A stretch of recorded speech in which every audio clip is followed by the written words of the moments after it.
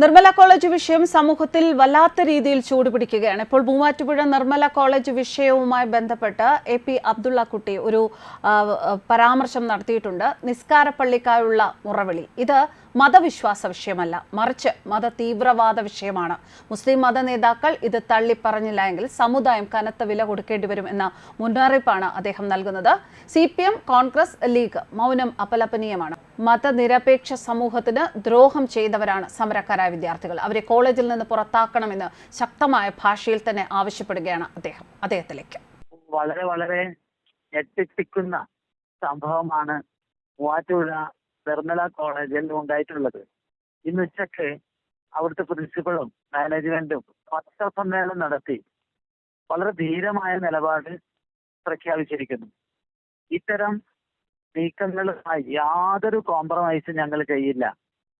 70 കൊല്ലത്തെ പാരമ്പര്യമുള്ള നമ്മുടെ സ്ഥാപനം ഒരു ബഹുസ്വര സൊസൈറ്റിക്ക് വേണ്ടിയുള്ള രീതിയിലുള്ള ഒരു വിദ്യാഭ്യാസ സ്ഥാപനമായി തലയുയർത്തിപ്പിടിക്കുമെന്നുള്ള ധീരമായ പ്രഖ്യാപനം നടത്തിയിരിക്കുകയാണ്.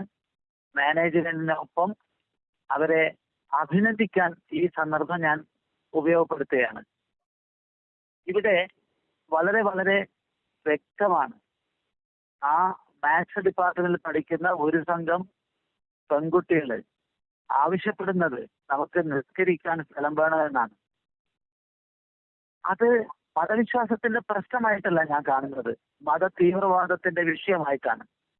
അതുകൊണ്ട് മുസ്ലിം സമുദായ നേതാക്കന്മാർ ഇതിനെതിരെ പ്രതികരിക്കണം. കോൺഗ്രസിന്റെയും CPM-ന്റെയും മുസ്ലിം ലീഗിന്റെയും മൗനം അപലനീയമാണ്.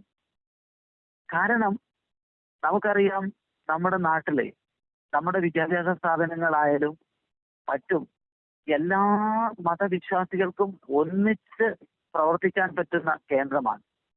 അത്തരമൊരു കേന്ദ്രത്തിൽ വിഭാഗീയത ഉണ്ടാക്കാനുള്ള ശ്രമമാണ് ഇവർ നടത്തിയിട്ടുള്ളത്. വളരെ കൗതുകരമായ സംഗതി, ഇവരെല്ലാം പെൺകുട്ടികളാണ്. കേരളത്തിലെ 90% പള്ളികളിലും മുസ്ലിം സ്ത്രീകൾക്ക് പ്രവേശനം ഇല്ലാത്ത നാടാണ് കേരളം. എന്നാൽ ഈ കുട്ടികൾ അതിനെതിരായിട്ടല്ലേ സമരം ചെയ്യുന്നത്?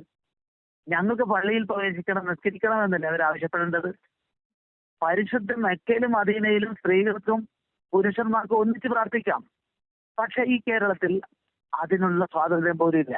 എന്നിട്ടാണ് ഒരു ആവശ്യമില്ലാതെ ഒരുപക്ഷെ നമ്മുടെ ക്യാമ്പസുകളിലെ വളരെ നല്ല സൗഹൃദമായ അന്തരീക്ഷം തകർത്തിന് വേണ്ടിയിട്ട് ഞങ്ങൾക്ക് പ്രത്യേകം പ്രാർത്ഥനാ മുറി വേണം എന്ന് പറയുന്നു.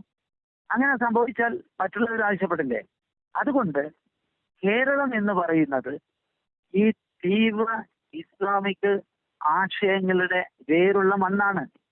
ഇത് അബ്ദുൽ നാസർ മദനിയുടെ നാടാണ്.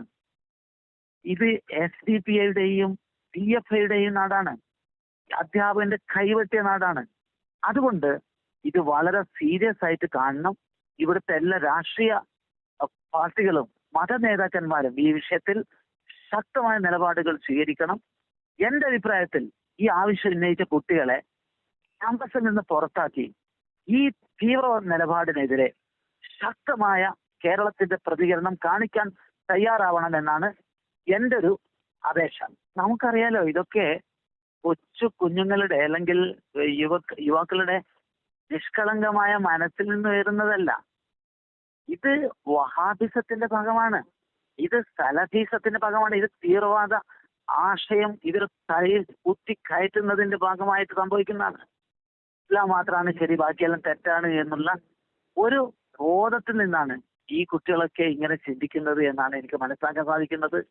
ഈ ഒരു തീവ്ര രാഷ്ട്രീയത്തെ, തീവ്ര ഒരു പൊളിറ്റിക്കൽ ഇസ്ലാം എന്ന് പറയുന്ന ആശയത്തിന്റെ ഭാഗമായിട്ടാണ് ഈ കുട്ടികൾ ഇങ്ങനെ വഴിതെറ്റുന്നത്. ഇതിന്റെ പിന്നിൽ വലിയ ശക്തികളുണ്ട്. കേരളത്തിലെ ഏറ്റവും വലിയ തീവ്രവാദ ഗ്രൂപ്പായ PFI-യുടെ നേതാക്കളെല്ലാം ഇപ്പോൾ തിഹാർ ജയിലിനകത്ത് കിടന്ന് ഉണ്ടെന്നാണ്. അവരുടെ പ്രധാനപ്പെട്ട പരിശീലന കേന്ദ്രങ്ങളെല്ലാം റെയ്ഡ് ചെയ്ത് തകർത്ത് പൂട്ടിച്ചിരിക്കുകയാണ്. അപ്പൊ അതുപോലെ ഈ നീക്കത്തെയും ശക്തമായി നേരിടാൻ കേരളത്തിലെ പ്രബുദ്ധരായ പ്രത്യേകിച്ച് മുസ്ലിം സമുദായത്തിലെ നല്ല വിശ്വാസികൾ മുന്നോട്ട് വരണം എന്നാണ് എനിക്ക് വിനീതമായി അപേക്ഷിക്കാനുള്ളത്.